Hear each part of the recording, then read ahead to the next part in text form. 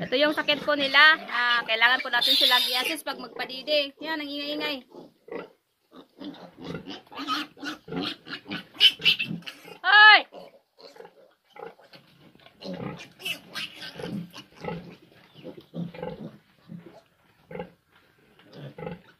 Kahit sa gabi, naalalayan ko pa to sila pag magpadidi kasi kawawa yung mama pig po natin. Pag ganito po sila ka ingay pag nagpapadidi.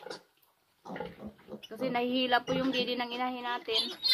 Kaya lagi ko po silang binabantayan po yung nagpapadidi. Ay! Di magunan mo pwesto dira. Wala na pwesto niya. Naagaw na naman. Ayan. Li, ara pwesto ni mo. Ara, li, asamang ka. Yan pwesto ni mo, oh. Yan. Oh, di ba? So, ganyan po sila mga kababoy, yung ating mga biik na 12 peraso. Na, pagutok na. Ganyan po, nagpagutok yung mama pig. You know? Grabe. Siret-siret siguro yung ano, gatas niya sa loob. So, ganun lang kabilis pag magpadidi. Pag nagutok na yung didi ng inahin, ganun lang. Segundo lang yun. Wala lang sa minuto. Tapos agad. So, dyan lang po tayo nahihirapan pag magtawag na ng padidi yung inahin. Kasi hindi po sila pumupunta doon sa pwesto nila. Nagagawan po sila ng didi paminsan-minsan. Hindi paminsan-minsan, palagi talaga tuwing nagpapadidi. So, bali sila ay meron silang 7 lalaki at 5 babae kung napapansin nyo. Putol na po yung mga buntot nila. Tapos na tawag nito, nakapon na rin po sila. Nasabay kasi yon sa isang linggo. Nag 1 week sila. Putol ng ipin, buntot, tapos turok ng iron, at tsaka yung kapon. Yan. Isang sakit lang yung ginawa ng technician natin sa kanila. So, yung kulang nito, pag inject na lang po ng B-complex. Yan. Schedulean natin yan sa pag-inject ng B-complex.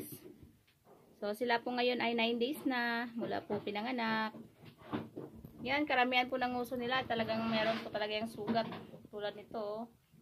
Ito sa kabilang banda. Doon sa kaliwa. Ayan, may maraming mga dugo doon sa kabilang banda. Yun. So, hindi po basta-basta ang mag-alaga po ng inahin, lalo na pag bagong panganak.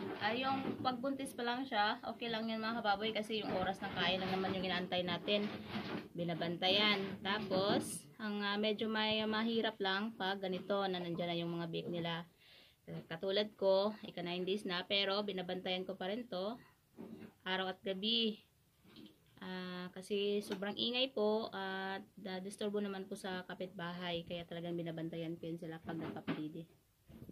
So dito naman sa kabila, tingnan po natin. So dito sila natutulog kasi malaki tong kulungan na to. Yan o. Nandun yung parang pinanginahin natin na kawayan, tapos dito yung dito sila natutulog banda. Dito sa kabilang kulungan naman si Olga. 1 week na ngayon, mula po siya na EI. Ito, yung concern ko lang dito kasi naglalagas po yung mga buhok ni Olga. Sana hindi maapektuhan yung pagbubuntis niya. So ngayon 1 week pa lang mula po siya ma-EI. So yung kain niya ngayon ay binalik ko na po sa normal. Mixed feeding pa rin yung gamit ko sa kanya. Tuwing nagbubuntis po yung mga inahin ko, may halo po yung darak tapos halo na developer. So, sa ngayon, binalik ko na sa 1 kilo na 1 kilo na darak, tapos 1 kilo din na feeds. Isang araw, yun yung pakain ko sa kanya. Kasi nag 1 week na. So, antayin na lang natin yung 21 days niya mga kababoy. Yung concern ko nga kanina, naglagas po yung mga buhok ni Olga. Sana po ay sa pag-comment naman po kung maapektuhan ba yung pagbubuntis niya pag naglagas po yung balahibo ng ating inahin. Yan.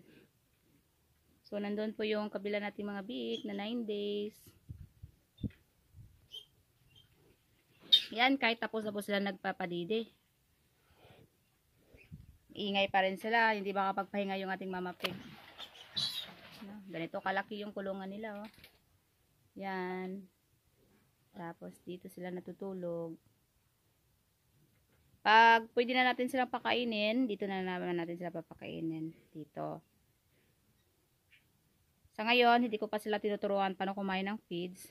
Tsaka na siguro pag nasa 20 days old na yung ating mga biik.